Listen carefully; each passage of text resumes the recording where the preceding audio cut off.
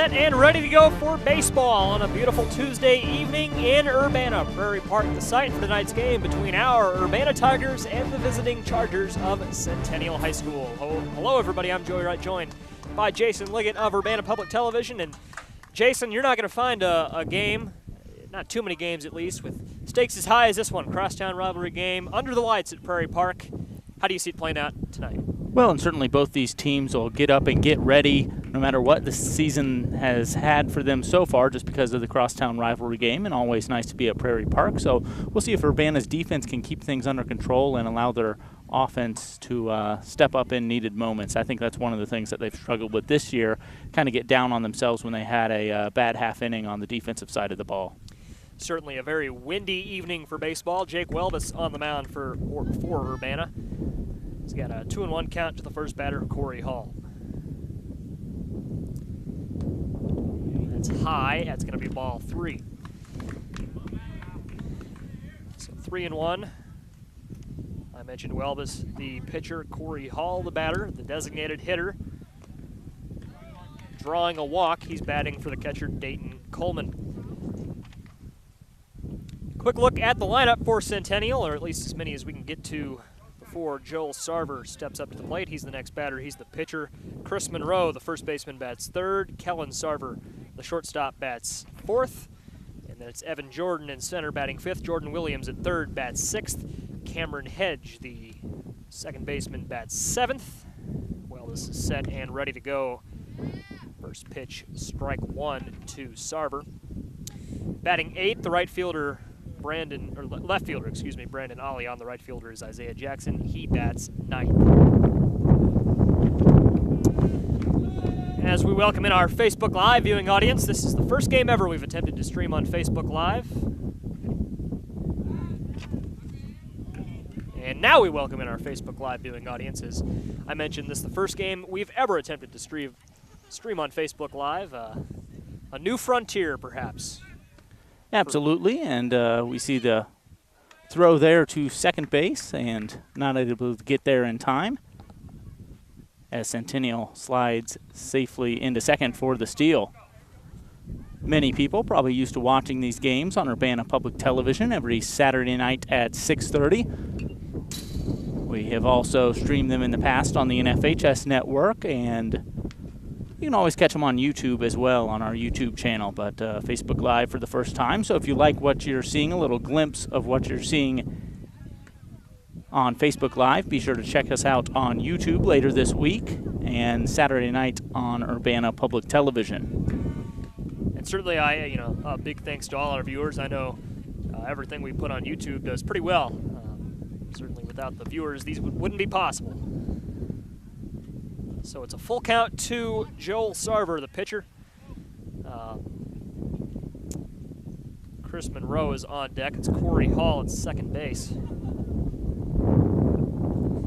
We will see how Welbus handles this situation. The last time we saw him in action, and it was the last time we saw the Tigers in action. Get to that in a moment. This is fouled away to the first base side. It was, I believe, 2 Saturdays ago against Peoria Central, and he pitched a very good game, did Welbus. Obviously the nerves of facing Centennial apparent early on, but he can still get out of this situation. No outs and a runner on second base. Welbus did have a very good outing that game, pitched the complete game. A narrow margin of victory there, a 2-1 game if I remember. It was a pitcher's duel. If I recall, it was Andrew Ellis and Tim King with RBIs that were able to put Urbana ahead. Ball 4 right there, and Sarver reaches first. And here's Coach Gino Hoffman along with catcher Trey King out to talk to Welbus on the mound. See if they can settle him down a little bit here. It's still a very manageable situation for Welbus if he handles it right. Obviously, a force out at any base except home plate. We see Cole Porter running on the bases for Sarver. Indeed. And an interesting note regarding Porter, he actually went to Urbana 2 years ago, moved to, I believe it was Arizona, and came back this year. Now he's obviously at Centennial, so this is a homecoming of sorts for him. He's a junior? I believe he's. Isn't that right? I thought he was a senior. You're right, 2017, set to graduate next month. Yeah. I don't know when Centennial has their graduation. I know ours is May 27th, just over a month from now. It's the 25th. So he's looking to end his high school career on a good note. This is popped foul to the first base side. I said it was a manageable situation for Welbus, and that's somewhat true. This is the heart of the order for Centennial. Monroe, the three-hitter, and obviously the cleanup bat of Kellen Sarver on deck. And, ooh, this is ripped down the third base line. Third base coach, little quick reaction time there. I believe that's their head coach. That is their head coach, Okay. almost not quick enough there. Yeah. Good thing he was paying a little bit of attention. Those are scary. 0-2 to Monroe. And Monroe, another one fouled down the third base line. So he's early on these. He's got to wait a little bit.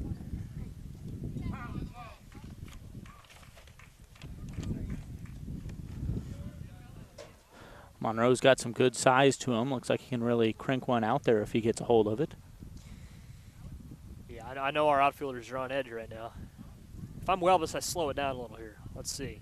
Ooh, a curveball. Well, foul down the third base line. Again, I was right. That was a good breaking ball from Welbus.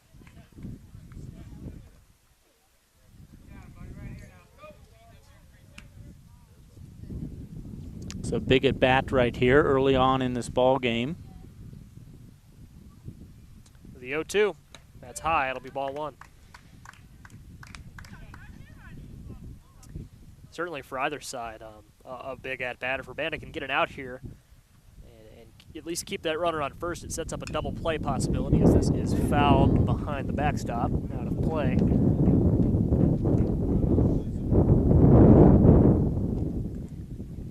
It's 1-2.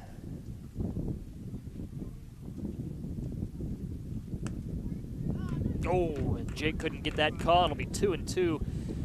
That was probably a good call. It was outside. 2 balls, 2 strikes. And another foul ball. We've got a battle brewing here. That one made it out to the parking lot back there. Yeah. This coming up, I've been keeping track, but this has got to be the 7th or 8th pitch of this at bat forthcoming.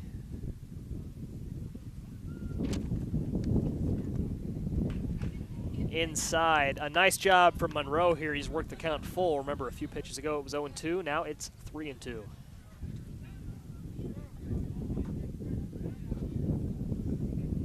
Here we go. And Monroe draws a walk. That's got to be deflating for Jake Welbus on the mound.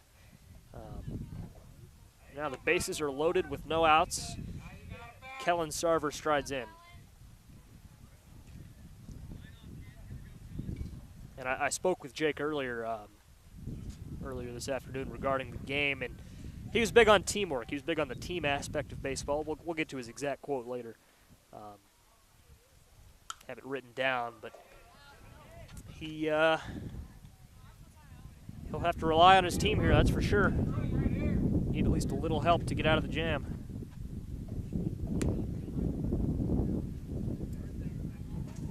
Evan Jordan, the center fielder, waits on deck.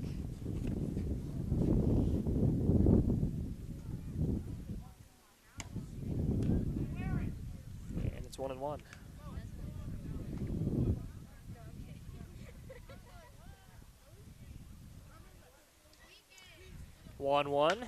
Grounded to second, gets past. It's Zeke Brown. Scores 1 for Centennial, another coming home, and the Chargers lead 2-0. That was a pretty well-hit ball there. Not too much of a play for the second baseman to make, but he dove at it, got close, but not close enough, and Centennial strikes first here in the top of the first inning. Still no out, and 2 have come up across the plate.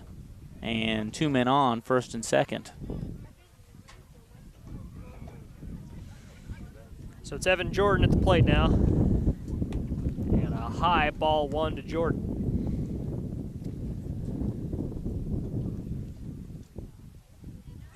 So we're right back where we were a few minutes ago. And then we have runners at first and second and no one out.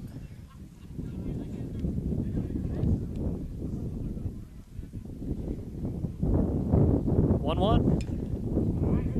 And Weekly grounded foul in front of, not in front of Trey, but to his left.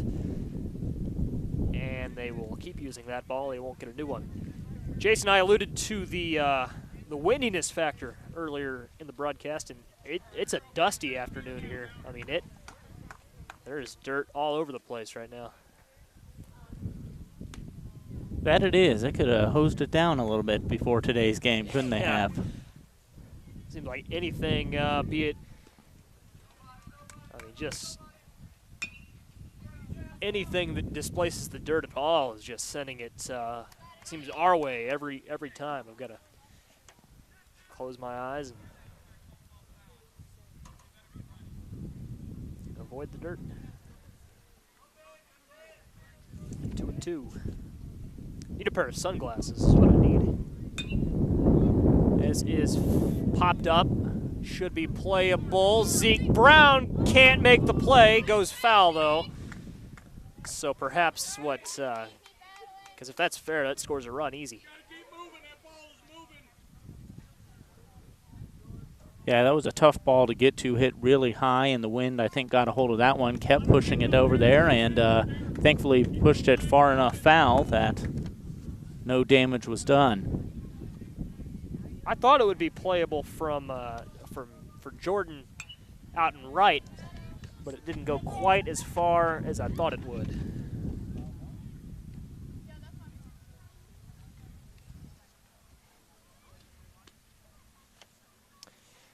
So a 2-2. This is popped up. This will go out of play as well. Centennial's really doing a good job of battling. I'm sure they'd like to put a few more of these in play, but they're certainly fouling quite a few of them off here early on.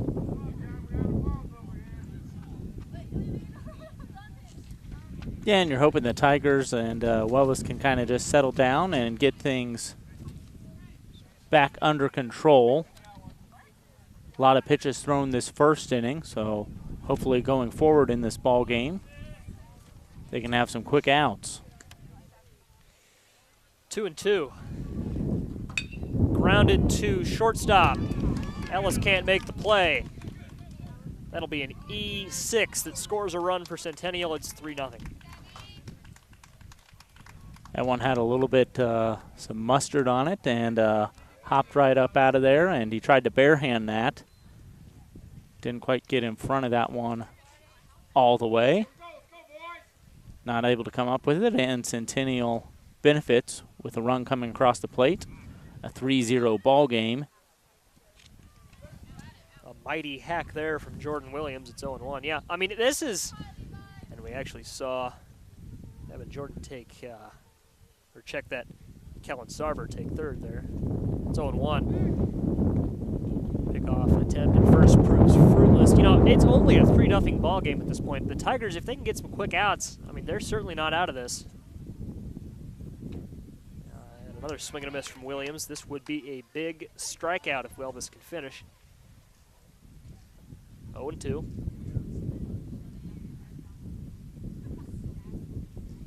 And his next offering is low. And taking second is Evan Jordan. It's now 2 runners in scoring position. It's 1-2 with no outs. 3-0 for Centennial. And it's popped up. Should be playable for Brown at second. Nope, check that. Stevens at first makes the play. And we have our first out of the ball game.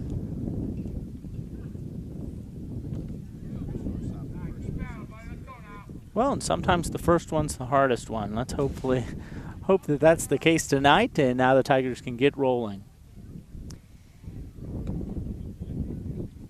Well, I mean, certainly I don't think, I mean, this isn't a double play situation here, so we're likely looking at 2 more batters at least, but that's a big out for Urbana.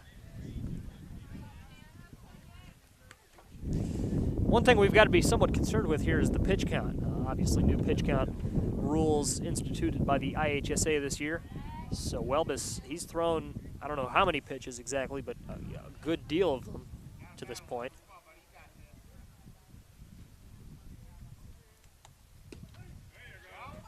Two and one. Jordan Hedge is our batter, the second baseman, 7th in the order for Centennial.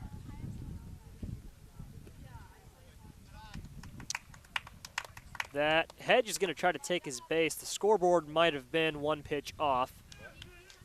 And indeed, that is ball 4 to Cameron Hedge. So I guess he was paying more attention than whoever's running the scoreboard for the Tigers.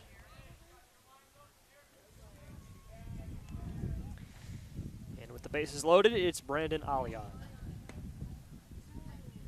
Ball 1.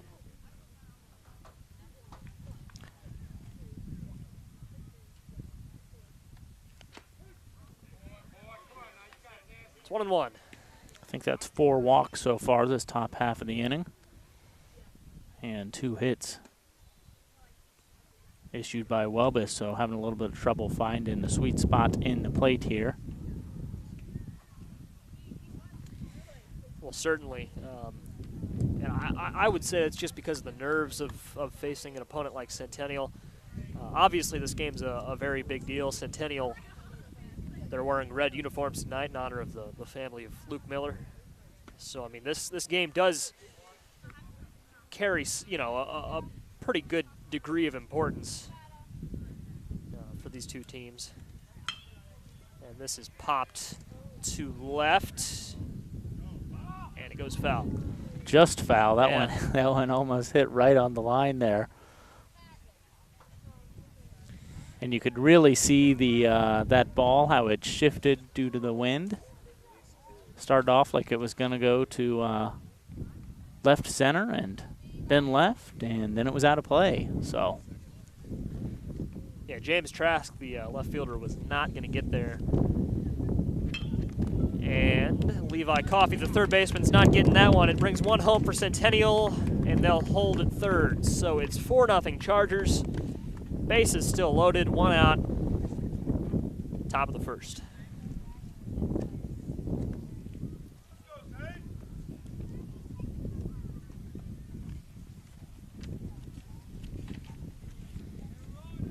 Isaiah Jackson, the 9th batter of the top of the first frame, stands in. And Jason, I think we're going to see Centennial bat around here.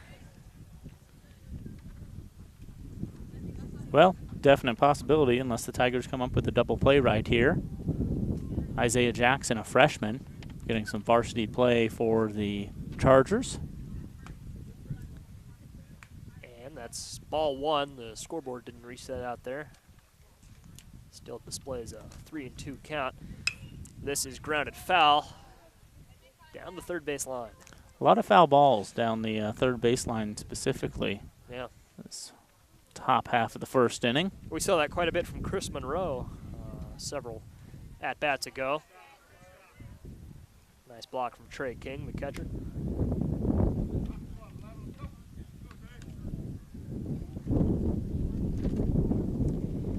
Two and 1.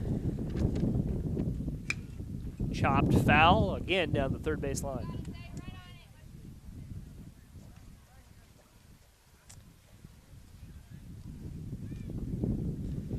Yeah, just a lot of foul balls in general, really. I mean, we saw a slight delay a few at-bats ago just because they ran out of balls. They had to go retrieve them all from foul territory.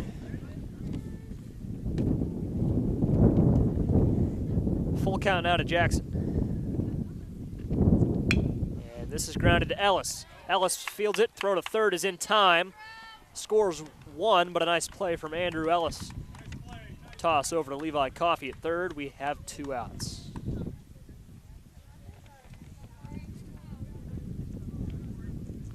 So Corey Hall back up to the plate now as he led off this inning for the Chargers.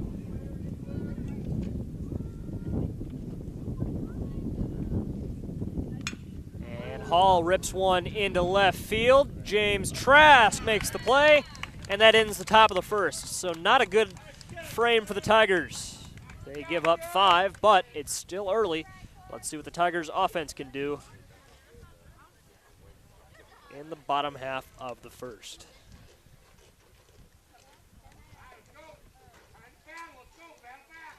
Two big plays from the Tigers there to end the half inning.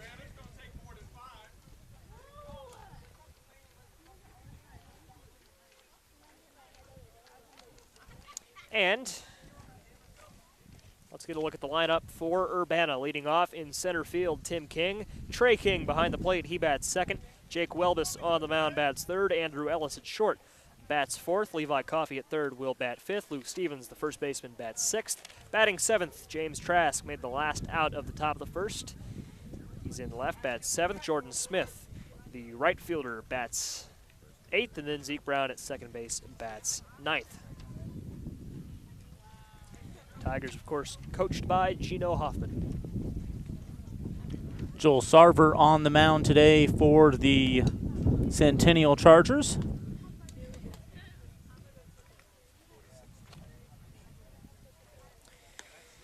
Sarver came across and accounts for one of those runs that you see on the board out there. He reached base on balls. Certainly, it'll be interesting to see how Sarver battles here. He's got some insurance, and that's always helpful when you take the mound for the first time. A lot easier pitching with a 5-0 advantage than a 0-0 tie or even a 1-0 lead. Absolutely, 1-0 lead. One swing in the bat can take care of that, and when you have a 5-0 cushion here, he's got a little leeway to do a little bit about whatever he wants out there on the pitcher's mound. See if the Tigers can just string some hits and some good plays together.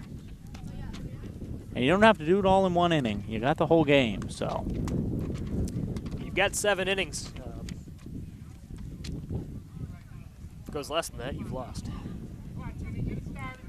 And here comes Tim King up to the plate for the Tigers. The Tigers, it's been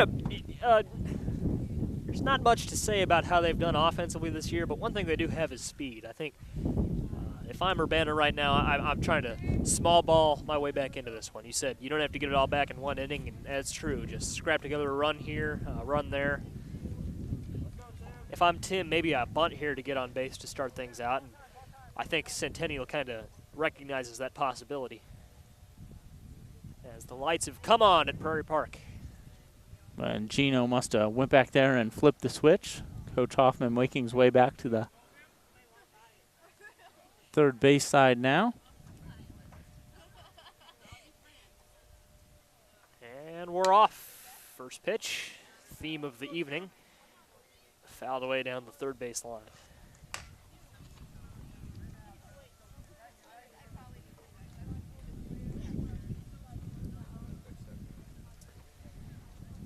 Second pitch, the at-bat, also fouled down the third base line.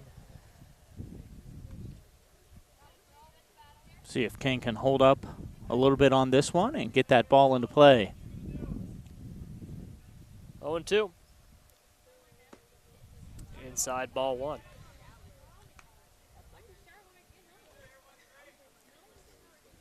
We're early into this one, Jason, but I wouldn't say this is going to be a speedy game. High ball 2 to Tim.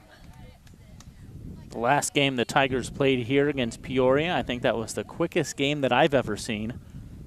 Just over an hour and a half there.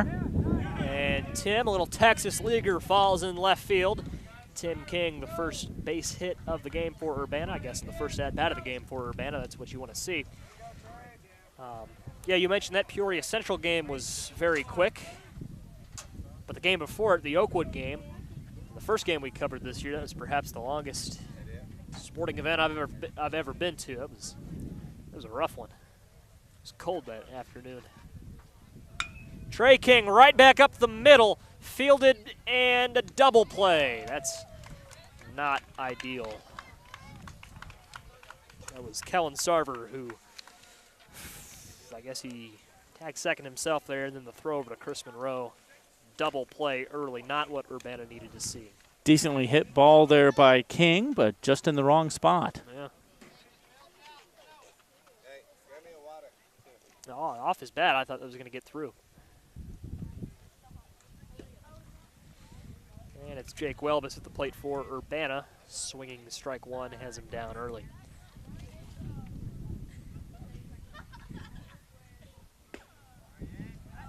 It's 1-1.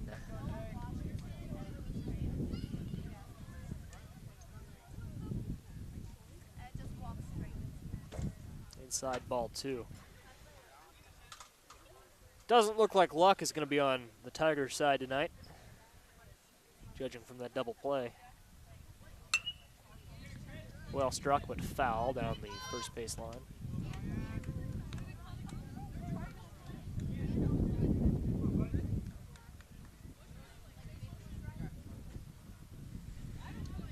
Defensively, the Tigers are going to have a big top of the second. 2-2 to Welbus. Chopper to second. And the play is made, out recorded. And that ends the first inning. The Tigers down 5-0. Not a good start to them. Not a good start to their game, is what I meant to say. 5-0 after one. Tigers did get a base runner that inning in Tim King.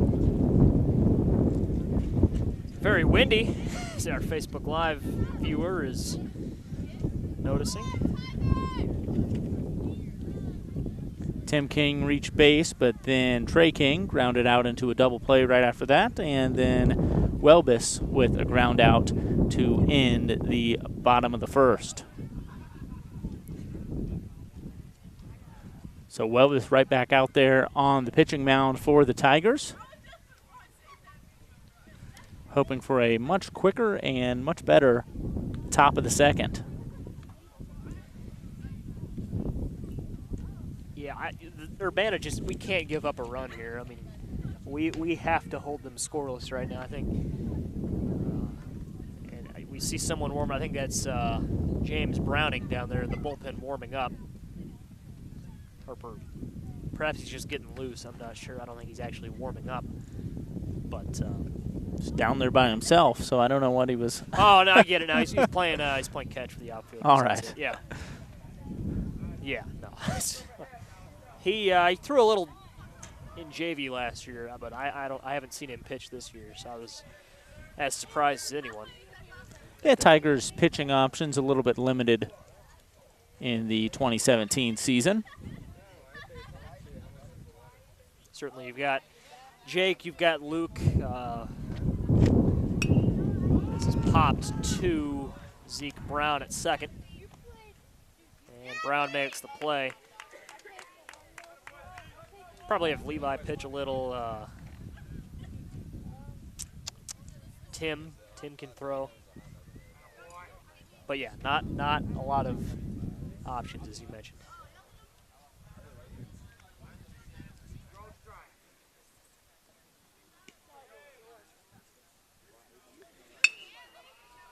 Lined over the head of Ellis. James Trask will roam over, and Chris Monroe on base for the second time this evening.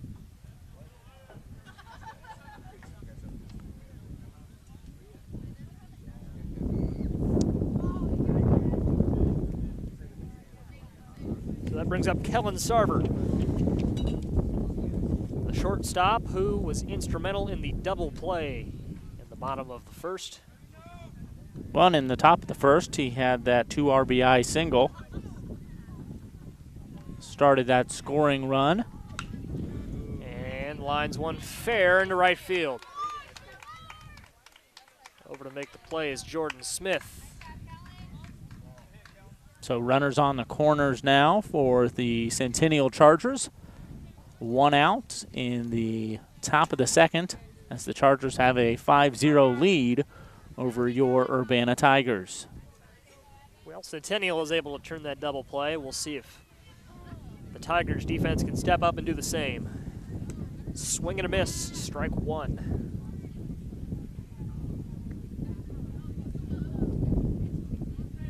The batter, Evan Jordan, the center fielder. Jordan 1 for 1 on the day. And ball 1. With an RBI single.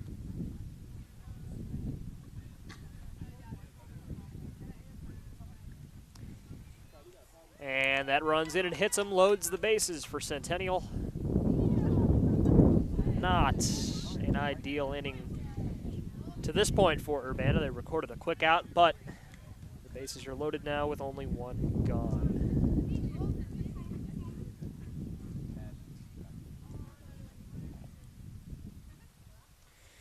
Here we go. Popped up. This should be playable for somebody. Over to make the play. No, not quite. Zeke Brown gave chase to it, but couldn't haul it in.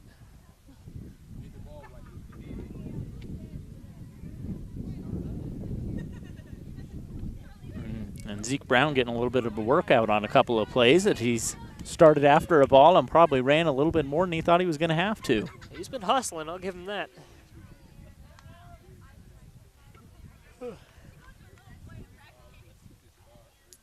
So here we go. This might be playable for Jordan Smith in right. He makes the catch. Runner from third will tag and score. That's Chris Monroe coming home to give Centennial a 6-0 lead.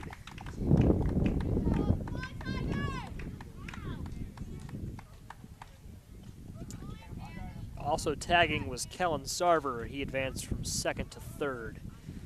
So runners at the corners now for Cameron Hedge.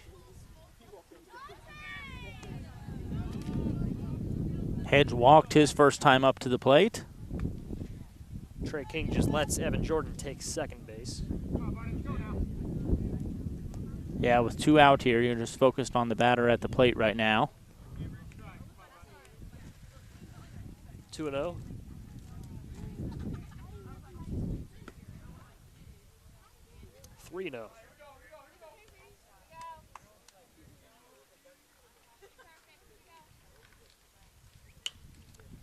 Popped out of play.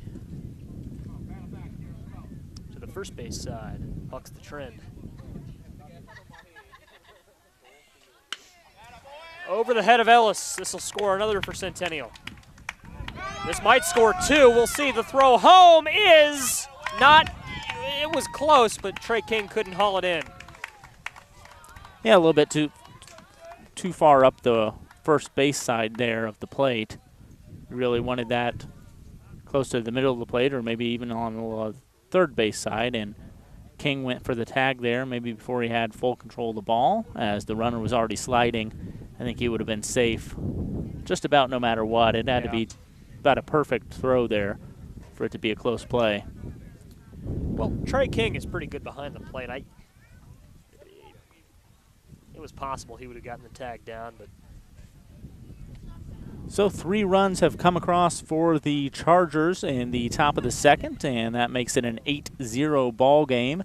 And looks like we're going to see a pitching change here. And it'll be Levi Coffey coming in to throw. No, Tim King. I didn't see that he was already on the mound.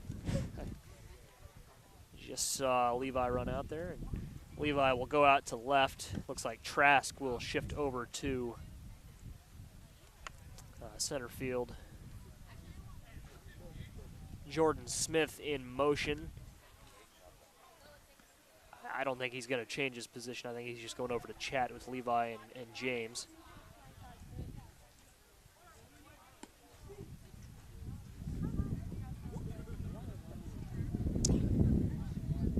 It's 2 outs. We'll see if King can get out of the inning.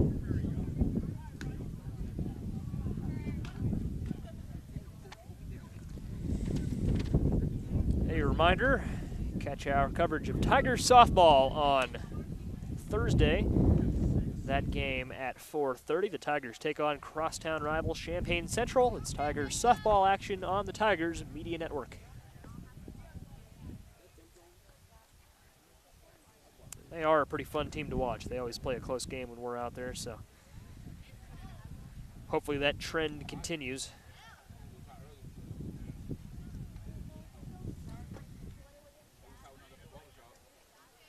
And one trend I don't hope to see continue is that of the Centennial offense. Let's see if we can get out of this half inning.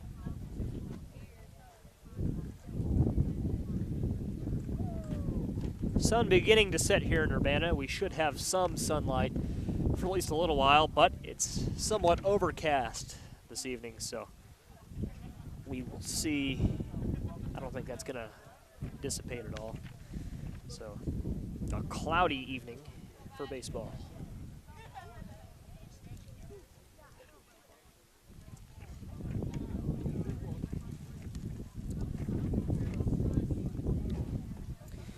And we're back. It's Brandon Alion taking it inside. Ball one to start his at-bat.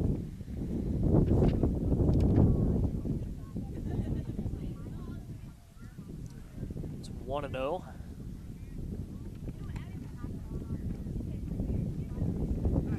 And make that 2-0.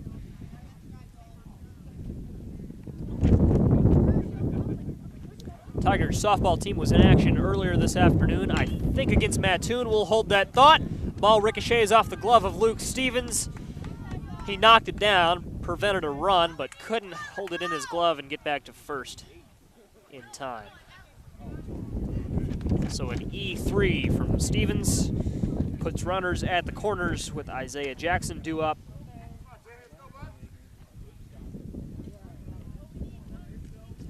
We'll see if Isaiah Jackson can get himself out of the bottom, or we'll see if Tim King can get the Tigers out of the top of the second.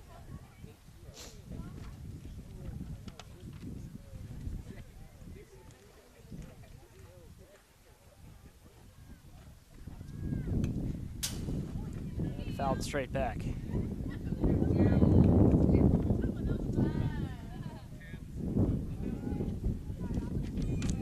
It's 0-2 on deck, of course, Corey Hall. Hall, the leadoff batter for Centennial. This is popped up, should be playable for Trey King behind the plate, and he drops it.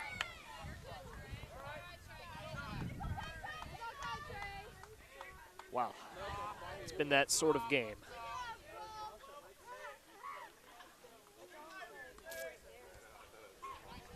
Count remains at 0-2. Oh, man.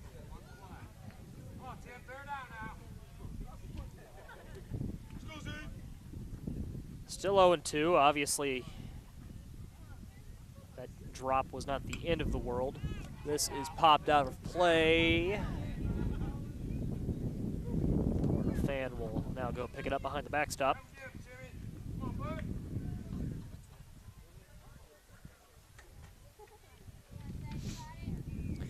Again, Isaiah Jackson, the number 9 batter for the Chargers in right field this evening.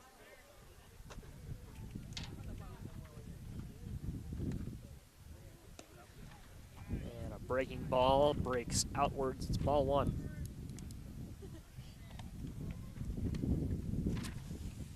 Slick. What you up to, bud? 1-2. And chopped back, should be playable for King. He picks it up, throw to first in time. 3 runs come across in the top half of the second for Centennial. Tigers not out of it yet, but they'll have to react fast. It's 8-0 after 1.5.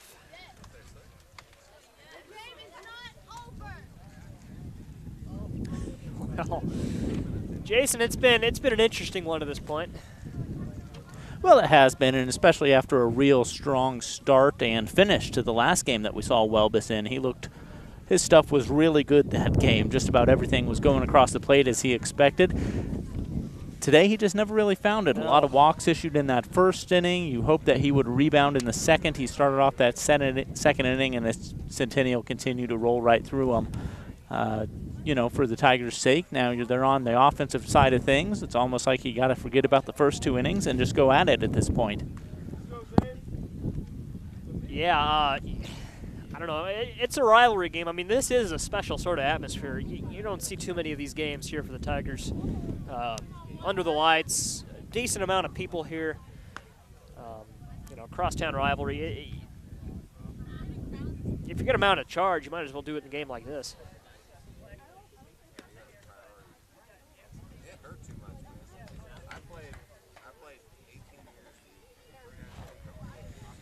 winning is more fun than losing.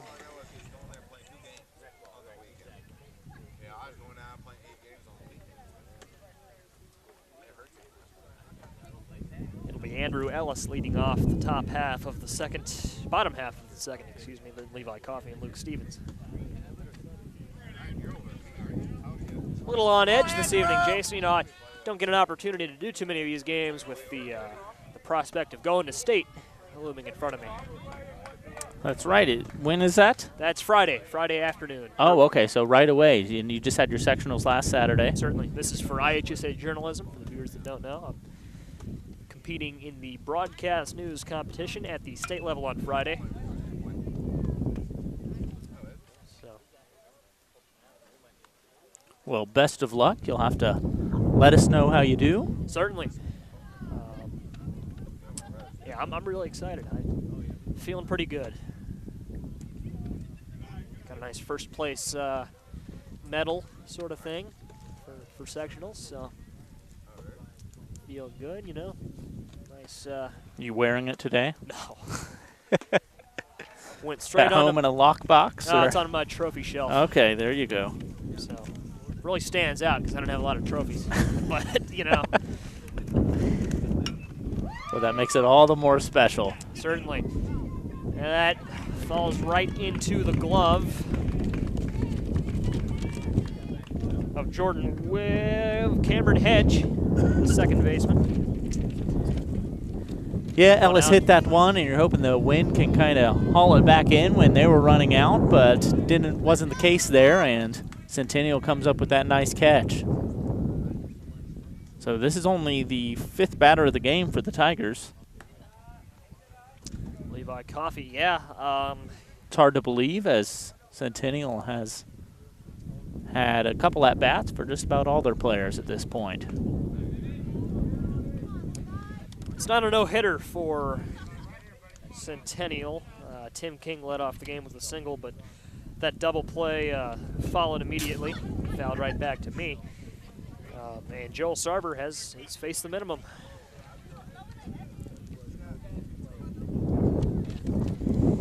This wind is something. As Coffey strikes out, it's didn't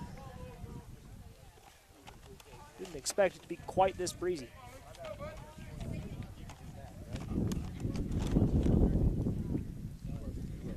So 2 away in the bottom of the second, and it's Luke Stevens striding in.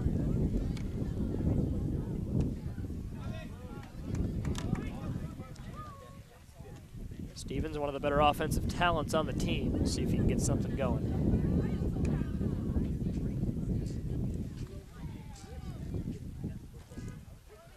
It's 1-1 to Luke.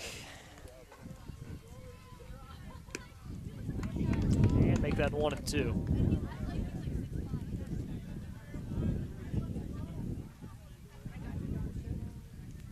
One and two with 2 outs. Inside, ball 2.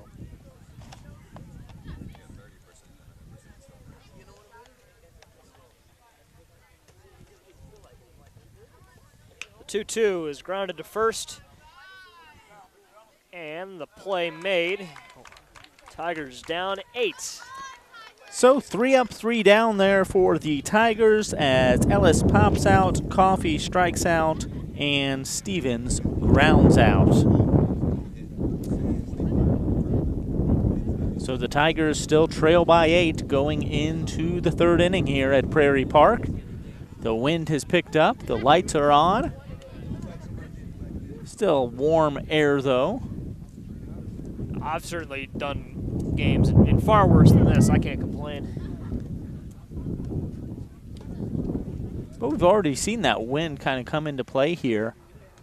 When you hit a ball in the air in this wind, you don't really know where it's going to go. We've seen the Tigers especially have to chase some down that maybe they traveled a little bit further than they thought they were going to travel one way or the other. Certainly. And it just hasn't gone in their favor. You know, maybe I think you go back to what Trey hit in the top of the first. I think the wind might have knocked that down a little bit. And it obviously resulted in that double play that I think really kind of ironically took the wind out of the sails of these Tigers players. But you'll have these sorts of games. Well, let's see if the Tigers can hold them scoreless here for the first time this evening. If the pattern holds up, Centennial will score 1 run this half inning. 5-3-1. And then you get into negative digits, so you'll start giving them back. That wouldn't be a bad thing at this point, but No, it wouldn't. Oh man, that would be an unprecedented situation.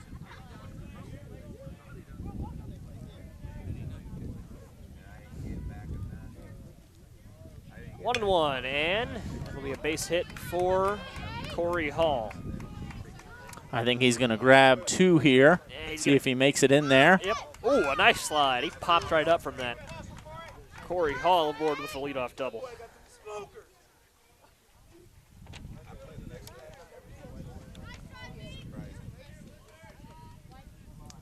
And with that, Joel Sarver, the pitcher, can help his own cause, but he really does not need to. He's got a pretty comfortable lead.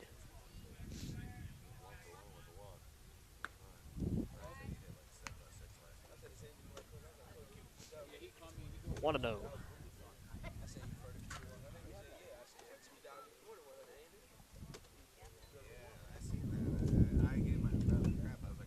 And it's 2-0.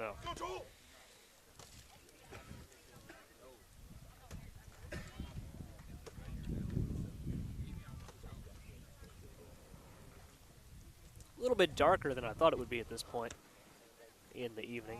Maybe that's probably got something to do with the clouds, but A little bit of cloud coverage. We're already after 7 o'clock here.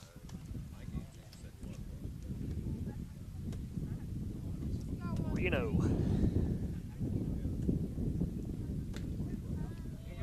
And strike 1. I do see Dan Wachtel warming up with John Gudritis behind the Tigers dugout, so we'll see if perhaps Dan's getting set to go in here.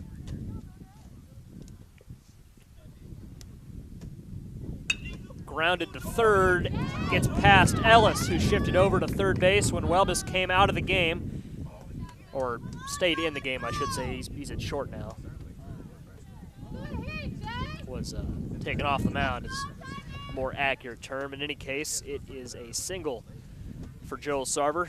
Gives us runners at the corners. That was a hard-hit ball there for Sarver. Really would have loved to see Urbana come up with a huge defensive play there, though. Not able to do it. You got runners on the corners now and no out. Chris Monroe, the batter. Grounds one to Ellis. He comes up with it. The throw over to first is in time. Solid fundamental play from Andrew there. Advances Sarver to second base.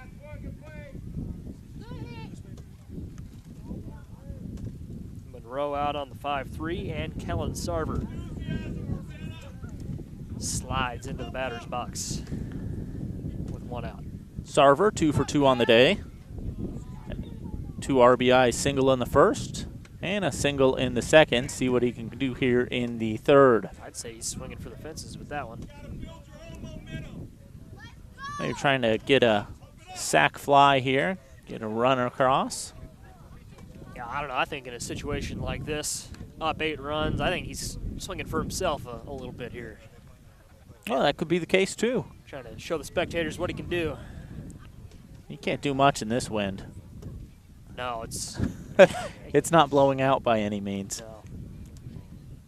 Blowing a little in, but mostly over to the right. That's a fair ball. Down the line. That's going to be trouble. That's going to score 2 here. Brings home Joel Sarver, brings home Monroe, gets past Welbus, but Kellen Sarver's not going to test it. So now a 10-0 ball game.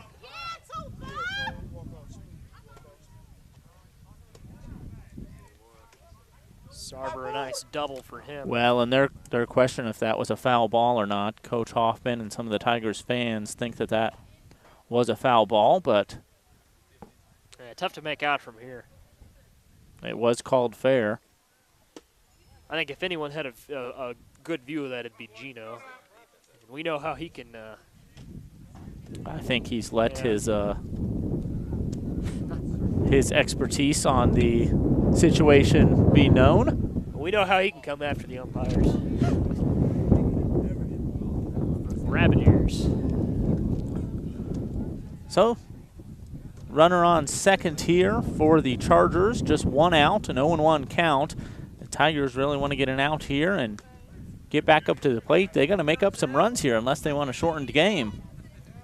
Is it after 5 innings? After 5. 10 runs after 5, the mercy rule in the IHSA.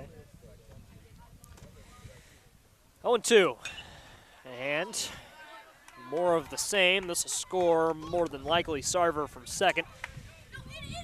Indeed it will. He slides into home for no good reason, really. There was no throw to home. And it's 11. Well, first baseman did cock his arm back like he was thinking about running, so I suppose better safe than sorry there for the Chargers as they get their 11th run of the ball game, third of this inning across the plate, and they're starting to run away with it here. 11-0. A game like this, we might have to see a guest appearance from Harry Carey later in the broadcast.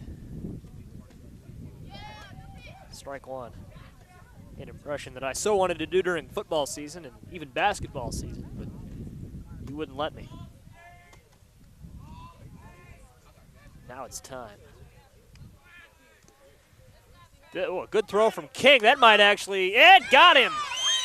That was a great pickup there by right. King behind the plate, and he nailed that throw exactly where you want to throw it there. And a nice play there for the Tigers, a terrific heads-up play there from King. He scooped that ball up when it was in the dirt and fired it right on target. That was pretty. Evan Jordan, the base runner, got thrown out a nice tag from Welbus. All around, nice play. A bright spot here for the Tigers, and perhaps what they needed. 2 out now. 0-2 the count. Jordan Williams at the plate.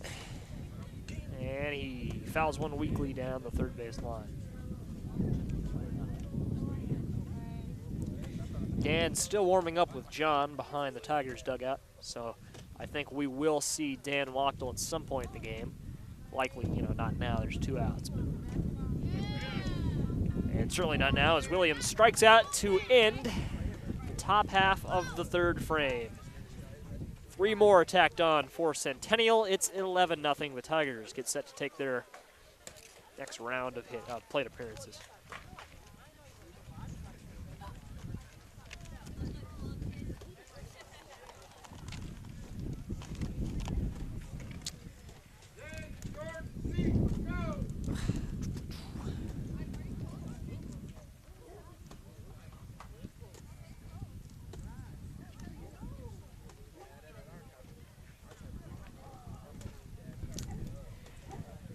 Due up for Urbana. Let's see here. Someone from Centennial brought a doggy along. As it barks behind the backstop, a little bit off to our left. James Trask, Jordan Smith, and Zeke Brown. Due to take their cuts. First at bats of the ball game here for those 3. Been playing for nearly 45 minutes. We're only in the bottom of the third.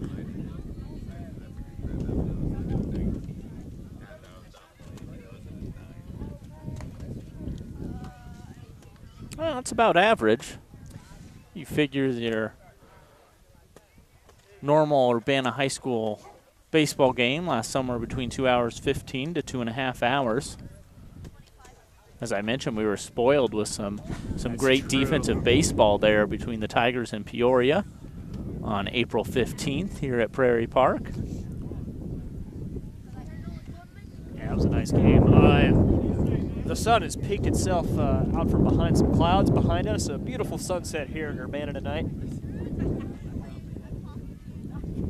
Wish we could pan our camera over to that sunset and just leave it there. It just...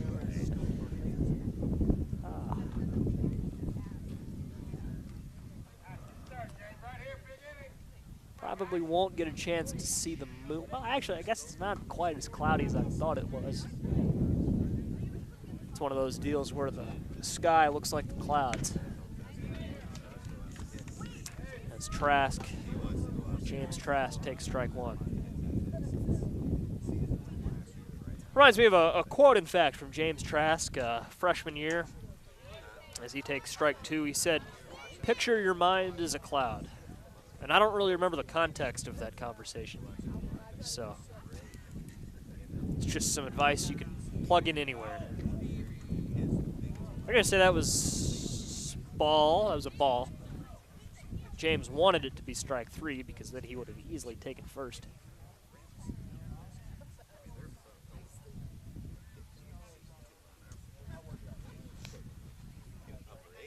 0-2. And Trask strikes out.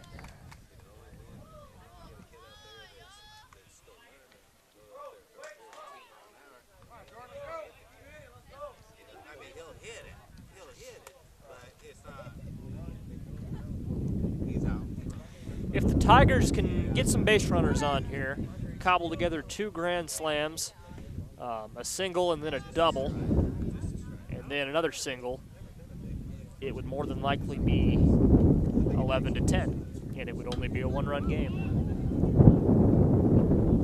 Baby steps. So they've got their work cut out for them. That's one way to do it. I mean, there are a number of ways to make up 11 runs, but yeah. So far in what we've seen from both sides of the plate, that's not going to happen.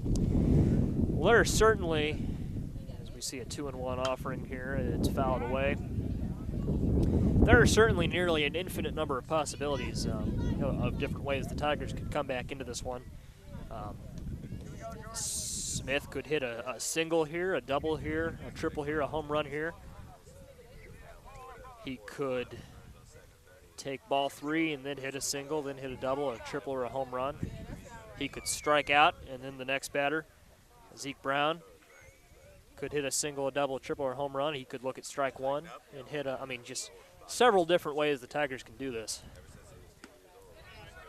And that's outside for ball 3. Full count, 3-2.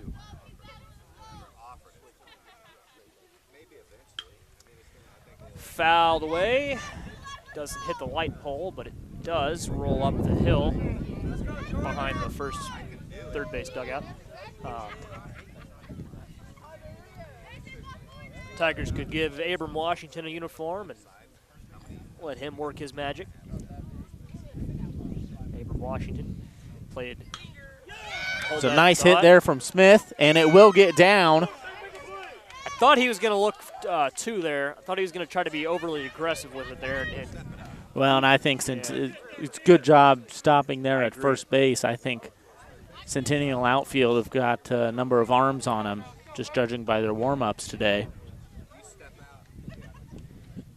Just their size. I mean, so the Tigers have a runner on first here with just 1 out in the bottom of the 3rd. Centennial is built well. Lots of size for them. Chopped and to short, and they won't get 2 there. Jordan Smith retired at second, but Zeke Brown's safe at first.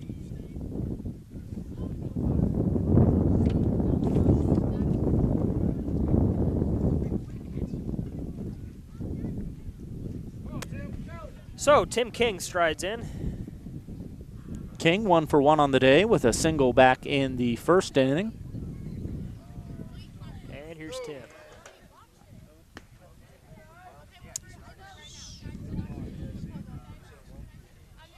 Trying to think, I mean, Brown's got some speed at first. It's 1-1. We'll see how they want to play this.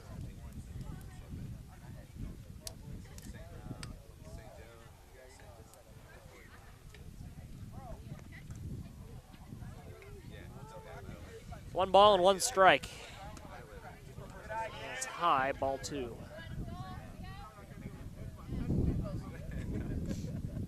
High and relatively inside, I should add. 2 balls, 1 strike. And well hit from Tim, that'll fall. And a nice single from Tim King advances Brown to second. So the Tigers cooking here with 2 outs. It's Trey King, younger brother, of course, of Tim, getting set to see what he can do here. Well, and Trey probably with the highlight of the game on the Tigers side of things so far, just because they've lacked some offense before this half inning with that nice scoop up and throw to second base. Fouled off the to catcher. Get someone caught stealing. Well, when you're facing a deficit like this, you look at any little thing you can to generate some momentum, some positivity, and certainly the Tigers have fared pretty well since Trey made that play.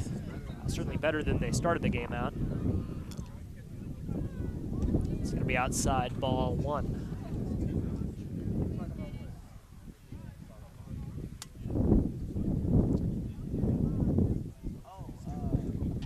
One and 1. And foul, just barely. I was hoping that was a fair ball there. That would have scored the runner from second. Would have been nice morale booster here for the Tigers to get a run across the plate. Off the bat, it looked like it was going to be a fair one. Gino kind of appealed down there at third. He was saying, like, that one went against us last half inning. Can you give us this one? Oh, that's...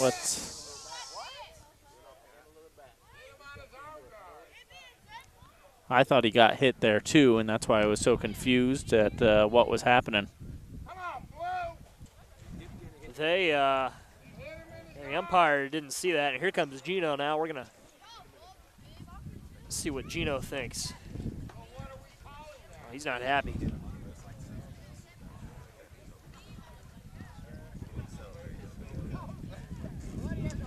Trey certainly thinks he got hit, and he's saying, like, that hit me. Well, and he kind of paused there for a minute, kind of confused, and went to go off towards first base, and then we saw the throw to third. Trey isn't happy, and I can't blame him.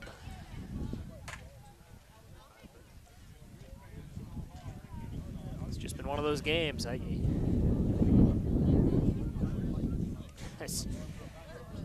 happens, honey. If I was Urbana there, I don't think I would have taken the field. I think I would have let that play out and waited to see.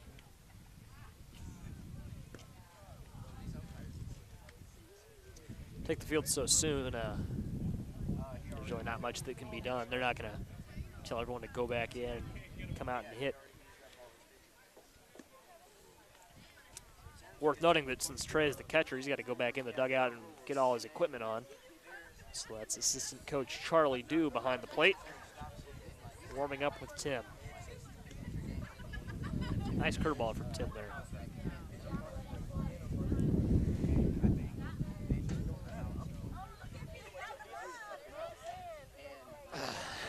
Well, as I alluded to earlier, the Tigers softball team in action on the Tigers Media Network this Thursday as they battle crosstown rival Champaign Central. It's Tigers softball on the Tigers Media Network Thursday at 4:30. Let's hope the rain stays away. I think they're calling for rain every other day this week. So are they? I know it's 90% chance tomorrow. And well, hopefully it all comes tomorrow then. Sun shining. I think it's a high of 58 for Thursday during the day, which will probably mean it'll be brisk if they do have the game. That's not. Hopefully they can get it in, though. I thought we were past all that. As we saw earlier this season at the Urbana High School softball field, it rained really hard the day before. We still played the game, and everything was pretty well dry. That one fouled back and out of play there. Yeah, there is some rain in the forecast for Thursday. 70% chance is what the Weather Channel is calling for. And a high of 60. So. Well, what do they know? They're only meteorologists. Certainly, I'm one to not listen to a forecast until I see it come true. It means there's a 30% chance we don't see rain. So. There you go. 2-1 the count here. Also Thursday. To Cameron Hedge. And Hedge rips one to the left. This is going to take a bounce, too. It's going to roll to the wall. Levi Coffey out in left makes the play. And the throw in, it's going to be a double for Cameron Hedge. Well, interesting there. Coffey started taking a step or two in and then realized that ball was well hit. Ran back to the wall, really got it in quickly. I was expecting a triple there to start off that, but good for the Tigers to get that ball in. Keep them on second base. Nice double there from Hedge, and that's going to bring the left fielder back up for the Chargers. Off the bat, I thought they had a chance to maybe get out. It didn't, but we've seen some grand slams and big home runs in these crosstown rivalry games. That obviously would not have been a grand slam, but it would have been a big home run.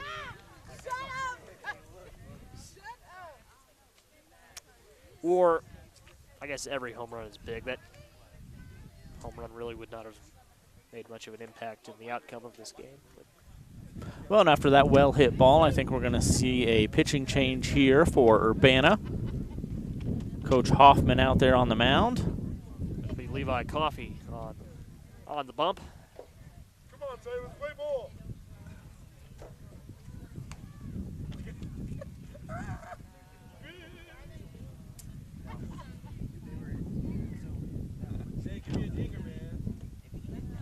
And I was going to say, oh yes, Thursday, in addition to our softball coverage, hopefully, is also, or as it's scheduled, the rematch between Urbana and Centennial here. So these teams will face each other on Thursday. And hopefully, you know, I really do hope that at least these two teams can play on Thursday, because I know the family of Luke Miller, they've got some tributes planned that evening. Centennial will be wearing these same red jerseys. I believe his parents are scheduled to throw out the first pitch. They've got all sorts of auctions planned for that evening. That's over on the other side of Wright Street. Yes. Centennial's Field. Centennial's Field. I saw the email earlier that was sent out to the baseball team. I don't remember the specifics. I believe they've got tickets to a baseball game up for auction. I can double check that at some point. I think it's a Cardinals game, but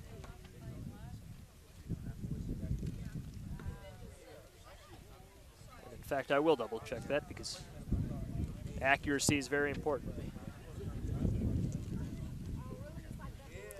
Yes, on Thursday, 4 Cubs-Phillies tickets and a parking pass for the May 3rd contest between those two teams are up for auction. Minimum bid for that is $150. So, pretty cool deal that these two teams, just as we saw Urbana and Centennial's girls soccer team earlier this season come together for Luke Miller. Cool to see these two teams doing a similar tribute. Brandon Olean back up to the plate for the Chargers here. 1-1.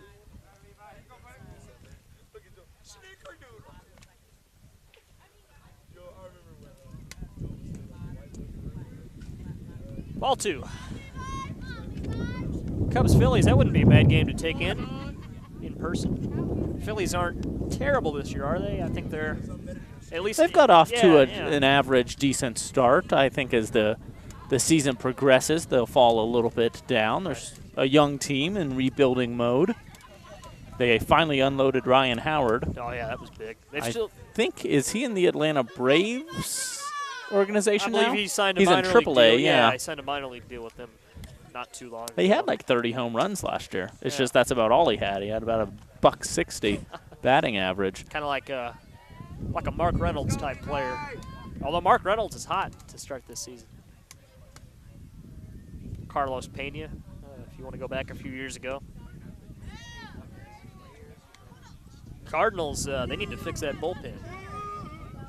They've been good as of late. They got off to a really rough start. Okay. Whatever their record was, 3-9 or something. Since then, they've won like 7 of the last 9 ball games. Have so they? Okay. yeah, Cardinals are back on track. Just 2 games out of first there. Central Division's kind of all bunched up together, as most divisions are this early in the season. I'm a Rangers guy, so obviously I follow the American League West. I was a little surprised to see the Angels get off to as hot a start as they did, but they've fallen off in recent days. Popped up, should be playable, and in fact it is. Well, the umpire out there didn't really get out of the way. He just ducked down and hoped for the best. This umpiring crew is something. They're not doing a terrible job, though.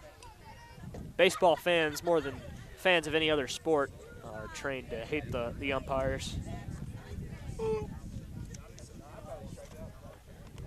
Especially at these lower levels, because there really aren't any bad major league umpires, especially with the advent of instant replay.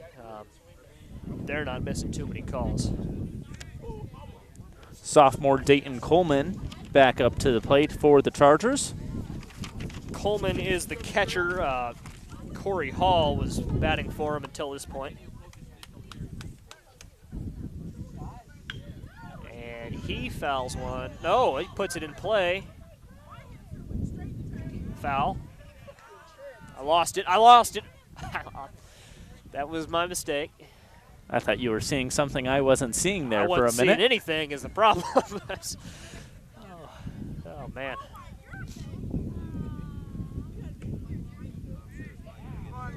Two and one. So an 11-0 ball game here. Top of the 4th inning at Prairie Park. The Chargers up at the plate with runners on first and second. I was actually just thinking about how you can see how dusty it is now that the lights are on and the sun has kind of gone down. I mean, it's just, you can notice there's just a little haze that's evident, at least in person. The third pitcher of the game here for the Tigers in Levi Coffey. Welbus started. He got shook up for 8 runs. Followed by King, who let 3 come across the plate. See if Coffey has better luck here. Called strike right there for a full count coming up here. Looks like we got an issue here. I think they called a balk.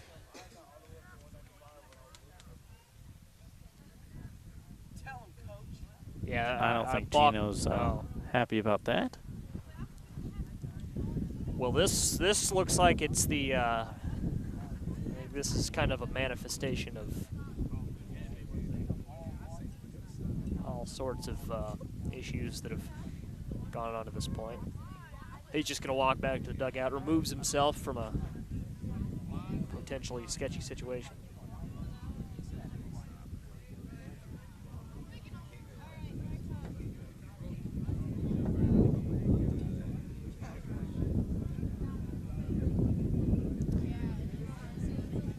Well, it'll remain at 3-1.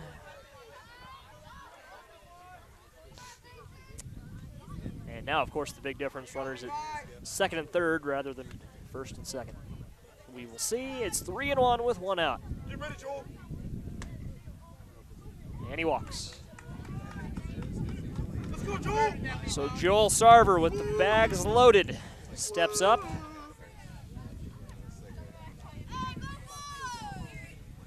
Sarver started the game on the mound.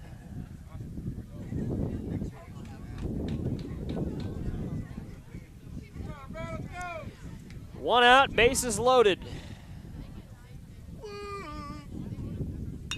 And This is popped up, not very hard. Zeke Brown makes the play at second, and the runners will all hold. Nice job, Zeke there, running backwards, still not losing that ball and coming up with the grab there. Records the second out here in the top of the fourth. Wind wasn't so strong there, so, I mean, that just was not a very hard hit ball, period. And now we will see Chris Monroe. Monroe hits some very hard foul balls in the first inning. Several down the third base side, almost took out his coach. He's 1 for 2 on the day with a walk. Had a single back in the second inning and grounded out in the third. Show me something, Kelvin. 1-0. And it falls. 2 runs are going to score here. And it's 13-0 in favor of Centennial. The Tigers now with runners at second and third.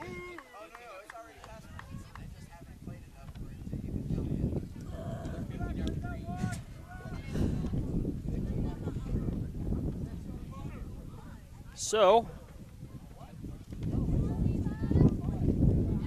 striding in, Kellen Sarver.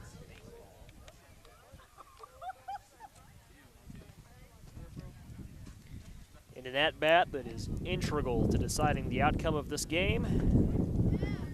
It's 1-1. Gotta watch that, Kelvin. Oh, man.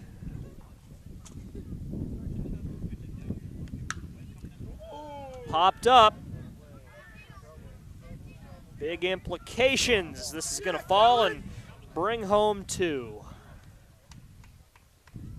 So a 15-0 ball game now as Centennial continues to pour on the hits and pour on the runs here against the Tigers. They haven't really had much of an answer defensively or offensively especially. 2 outs.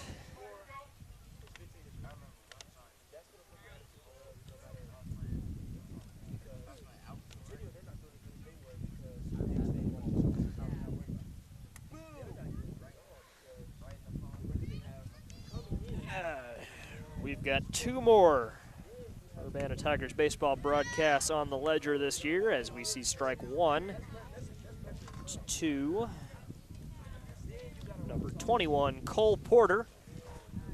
I believe if I saw the number right. Fouls one off. Yes, this is Cole Porter, number 21. And we saw Cole Porter earlier in the game back in the first inning, if I'm not mistaken. He came around and crossed the plate as he was a pinch runner for pitcher Joel Sarver. And as I mentioned, he started his high school career at Urbana High School, moved away right at the beginning of his sophomore year 2 years ago, and now he's back, albeit on the other side.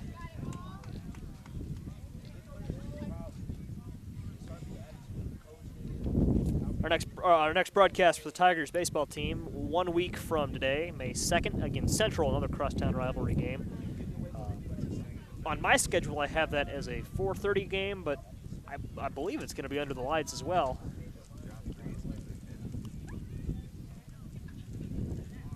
Guess I'll have to follow up on that. Foul away.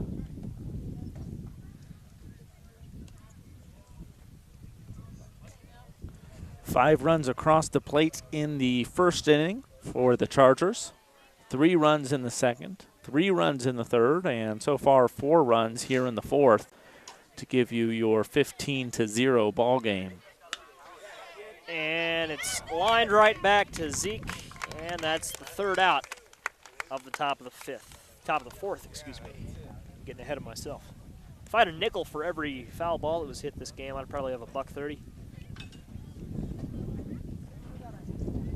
Somewhere in that ballpark.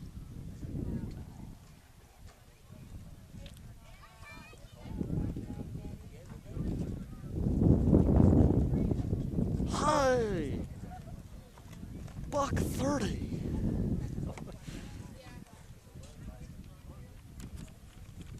I'm just getting warmed up. And that should scare you.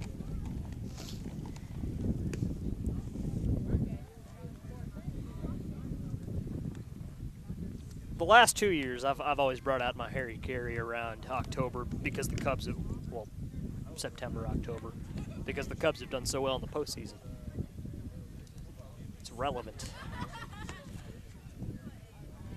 Well, and I hope it'll still be relevant this September and October.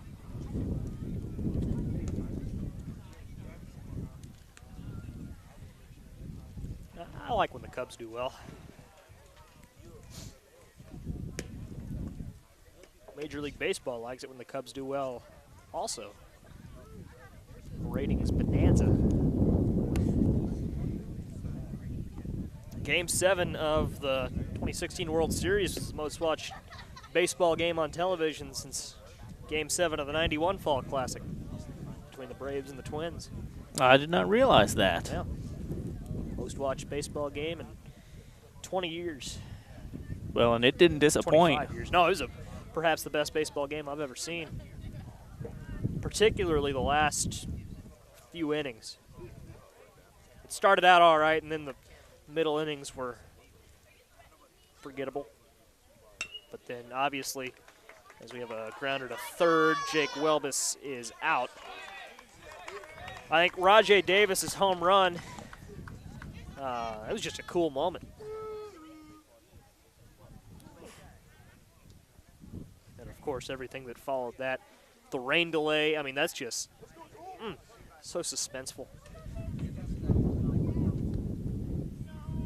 Come on, Andrew! Andrew Ellis at the plate.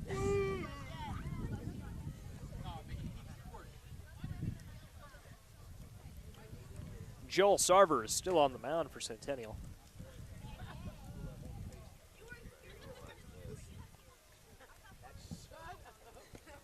It's inside ball 2. I suppose his pitch count isn't really an issue, so. Or at least it shouldn't be. I don't think it's an issue at all, as the Tigers still just going through their second time in the lineup. Ellis 0 for 1. He popped out back in the second inning. Draws the walk right there. So he'll remain 0 for 1.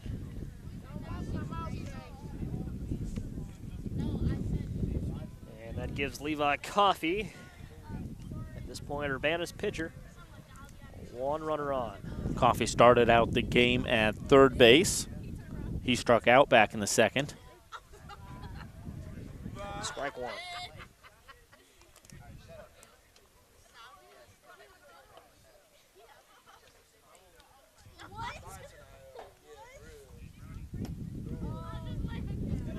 That's in the dirt. Ellis is going to take off for second. The throw not in time.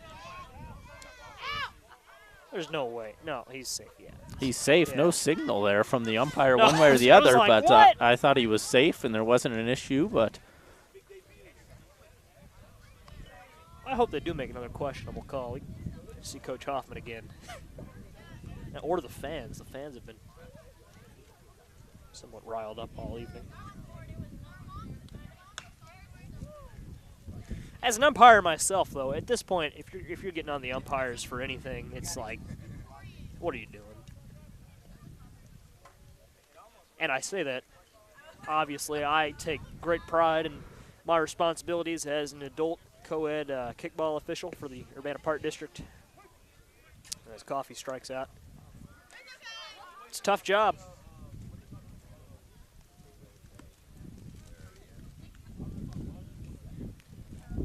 Tough on the back.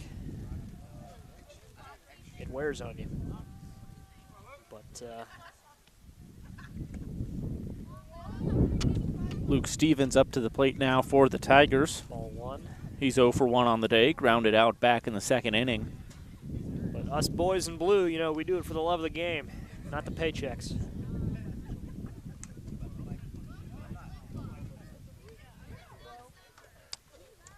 The paychecks are what entice us to do it for the love of the game, though.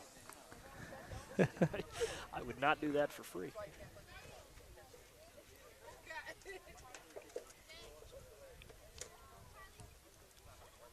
It's 1-1.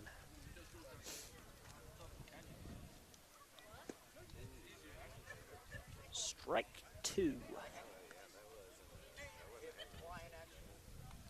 I was thinking about becoming a Little League umpire, but then someone told me Little League umpires are volunteers, so I wasn't as interested. I'm not sure if that's the case or not. And that will wrap up the 4th inning as Stevens strikes out. I'd have to put more. I'd have to look into it. But. The Tigers leave one stranded on second, none across the plate as the shutout continues, 15-0. We're headed to the 5th.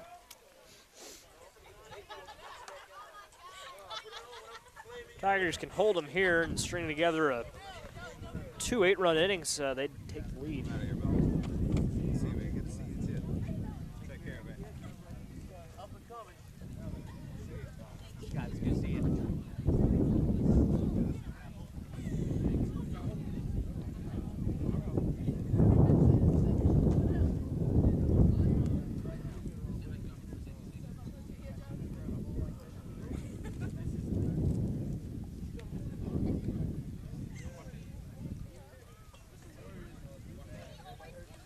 Any NBA playoff games on tonight? I believe there are. Can't think of who it would be. Yeah. I knew there were games on. That was the question, is who. Celtics and Bulls wouldn't happen to play good tonight, would they? Nope, they play tomorrow. Okay.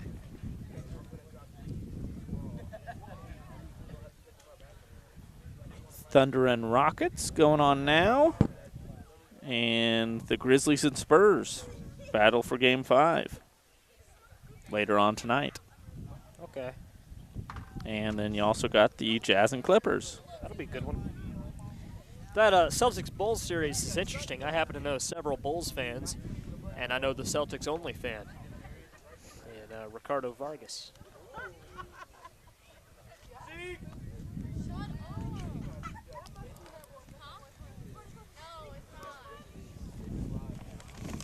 Smart bandwagon fans are getting on the Celtics bandwagon right now.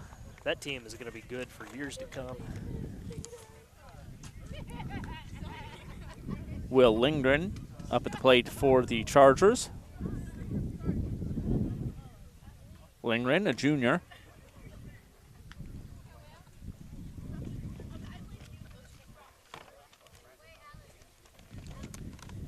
It's 0-1. Coffee still on the mound.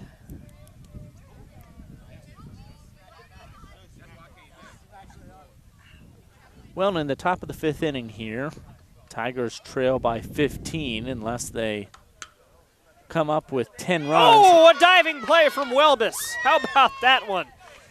Oh, wow. Sorry to cut you off there, but that was a nice play there from Jacob Welbus as he dove over and came up with that one. Certainly one of the highlights here for the Tigers. Tigers, I mean, here and there, they've shown flashes. Got a nice pitch from Levi, strike one. Well, and they've shown flashes all season long, and really that game against Peoria, they were just able to put everything together. That'll be a base hit. Base hit for Cameron Hedge.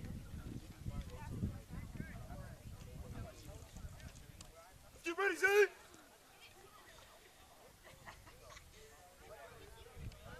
Brandon Oleon ready to go.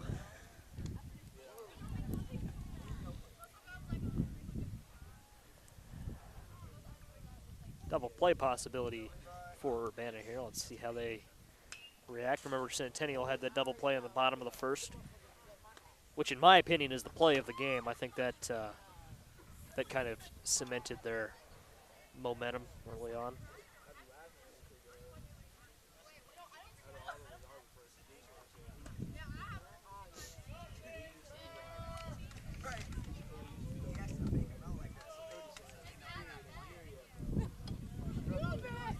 Oh, and 1.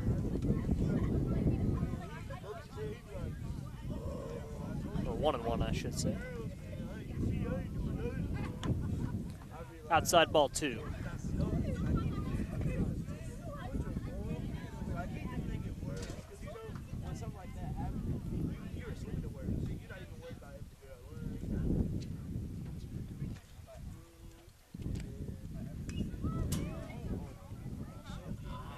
foul back, it'll be 2 and 2.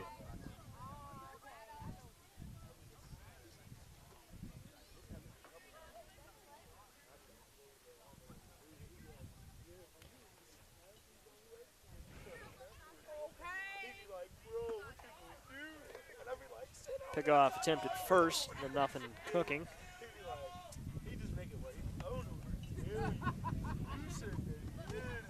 I'll be like, bro.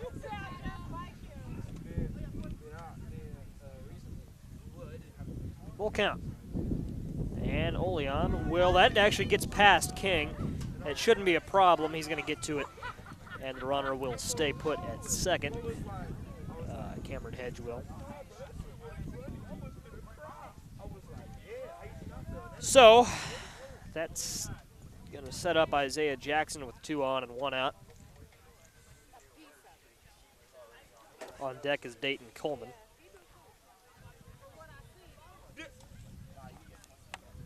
Outside for ball 1.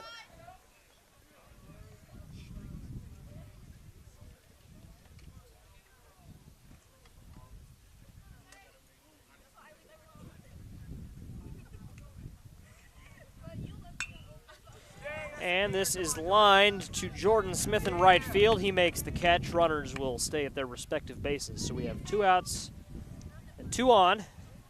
Back to the top of the order, Dayton Coleman. Remember, he didn't start the game as a hitter. He was designated hit 4.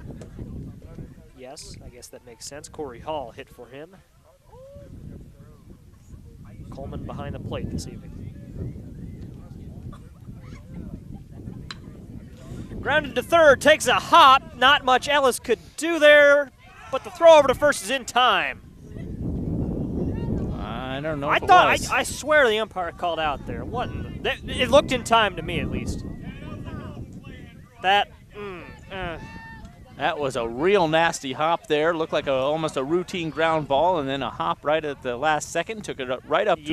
I've got to give him a lot of credit for able to come up with that one and really toss it to first and just missed it. Wow.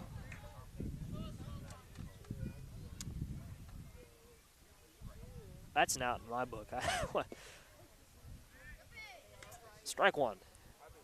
Nonetheless, bases loaded here for the Chargers. Don't know how many times we've had to say that tonight. Too many. This is hopped up. Should be playable. Zeke Brown. Zeke Brown dove, and that's another one tonight. I mean, he's done that at least 3 times. He's run all the way over and put himself in a position to make a play that most second basemen would not think about making. That's effort right there. Yeah, and he's not playing particularly back too far either tonight, about where you would expect him. That's just speed. I mean, I said should be playable with the expectation that that'd be Jordan Smith's play. Instead it was Zeke Brown, who nearly made the play. That was inside. It'll be 1 and 2. A rambunctious crowd this evening.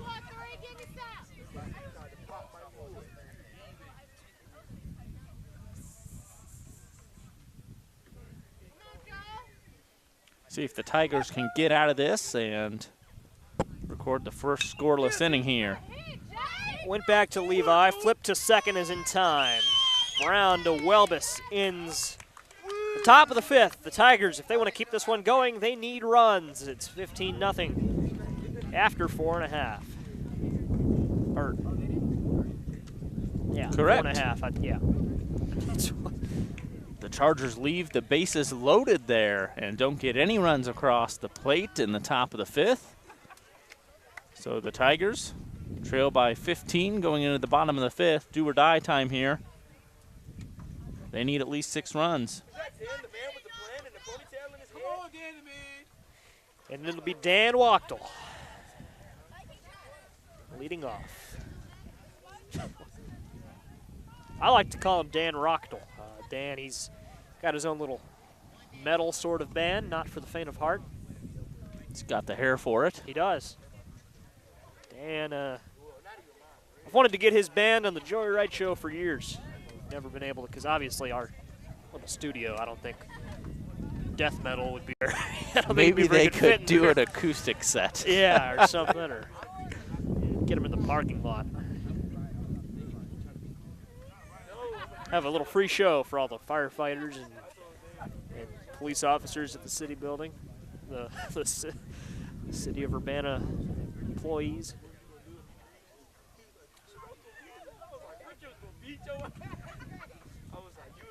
Season 3 of the Joey Wright Show this summer on Urbana Public Television.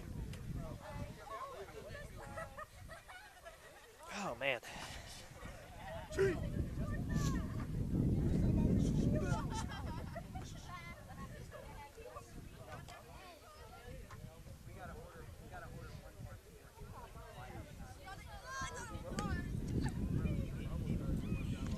$7:58.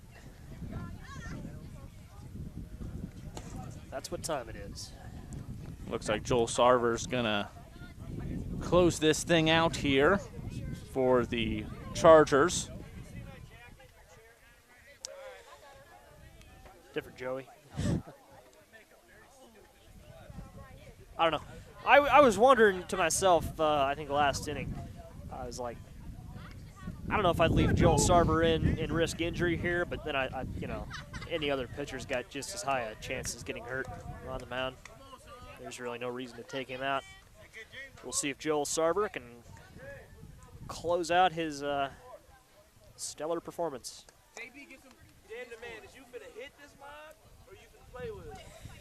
I don't know if I prefer Dan Rockdale or Dan the Rock Show Wachtel. Rockdale's pretty good. I think that's what the team prefers. It sounds like the crowd just calls him Dan the Man. Everyone's got their own little name for Dan. And he fouls one off. He's I know in his JV years, I think Power Dan was what we used. He's a power guy. I mean, if he can really get a hold of one, I think more so than anyone on the team. He's got the raw power potential. 0-1, and it breaks away from him, ball 1. John Gidritis is on deck. And I would imagine James Browning would follow John.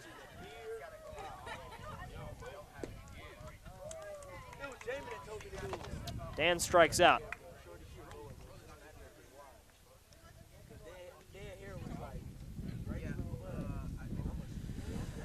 So John Gidritis stands in. He does all right in batting practice. He can make contact. And James Browning strides out of the dugout. He will be on deck. Oh, yeah, James? James been in the cut with it.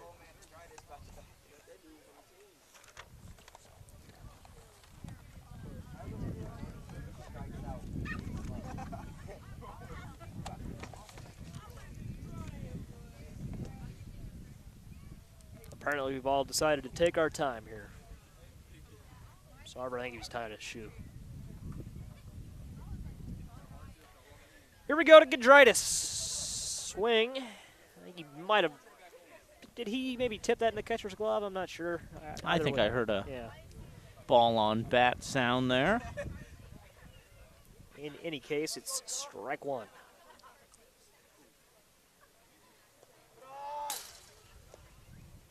That one in the dirt and gets away from the catcher. Right back to us. Good thing there's a screen there. James Browning on deck for the Tigers. Going to see his first action of the night. That was a strike, but Coleman just couldn't hold on to it there. Right now he's playing the role of backup catcher here. Yeah. So he's had to retrieve the last couple. 1-2. Ooh.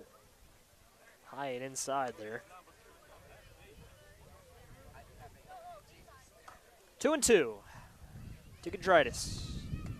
That is another one off the catcher's glove. Full count.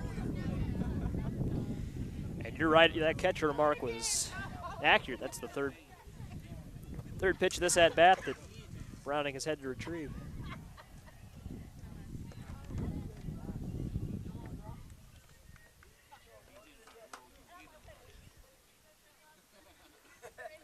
3-2. And this is well struck to first, but it's speared by by Chris Monroe. So the Tigers down to the last out here. James Browning, apparently a fan favorite. The crowd comes alive behind us. Don't sleep with my boy James. Hey, go for flow ball. As enthusiastic a crowd as you'll ever hear at a 15-0 ball game. Show me something, James. Hey, James, what I teach? Here we go.